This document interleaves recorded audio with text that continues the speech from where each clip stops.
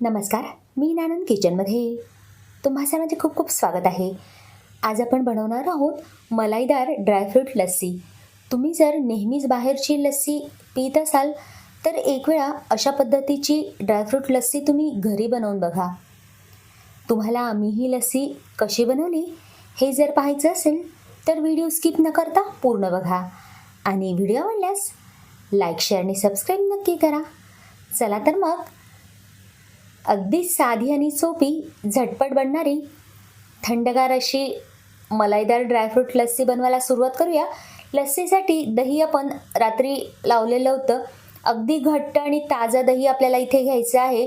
दही लावताना दुधावरची साय न काढता दही लावा, म्हणजे दही घट्ट होईल आणि लस्सीही छान मलाईदार लागेल. इथे साधारण 2 ते 3 कप मी दही घेतलं आहे. आपल्या आवडीनुसार त्यामध्ये पिठी साखर घालायची आहे. चवीसाठी आपण थोडी वेलची पूड घातली आहे. तुम्हाला जर लस्सी घट्ट बनवायची असेल तर मिक्सरच्या भांड्यामध्ये दही न फिरवता अशा प्रकारे आपल्याला विस्करने दही फेटून घ्यायचं आहे.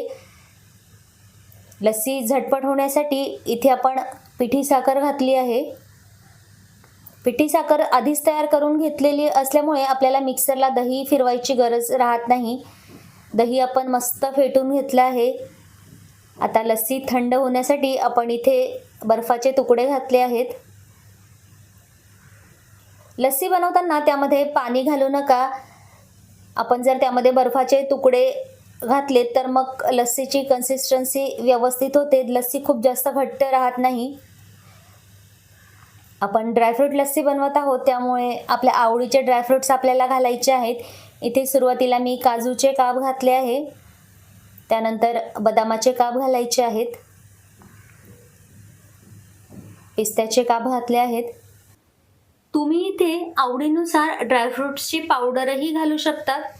मात्र अशा पद्धतीने आपण ड्रायफ्रूट्स तुकड्यांमध्ये घातले तर मग लस्सी खाताना ड्रायफ्रूट्स दाताखाली येतात आणि मग लस्सी खायची मजा येते.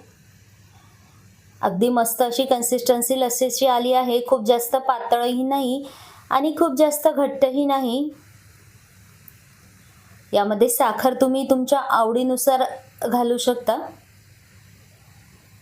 इथे आपण लस्सी ग्लासमध्ये घेतली आहे. मलाईदार लस्सी असल्यामुळे अर्थातच आपण वरून घरची मलाई घातली आहे. तुम्हाला जर अशा पद्धतीने वरून मलाई घातलेली आवडत नसेल तर तुम्ही दही फेटताना त्यामध्ये मलाई घालू शकता. पुन्हा एकदा आपल्याला सजावटीसाठी आपल्या आवडीचे ड्रायफ्रूट्स घालायचे आहेत.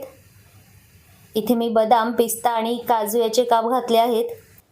इथे आपली अगदी झटपट होणारी थंडगार अशी लस्सी तयार झालेली आहे. पाहून कुणी म्हणणारही नाही की ही लस्सी आपण घरी बनवली आहे. तुम्हीही अशी अगदी साधी आणि सोपी मलाईदार ड्रायफ्रूट लस्सी घरी बनवून बघा.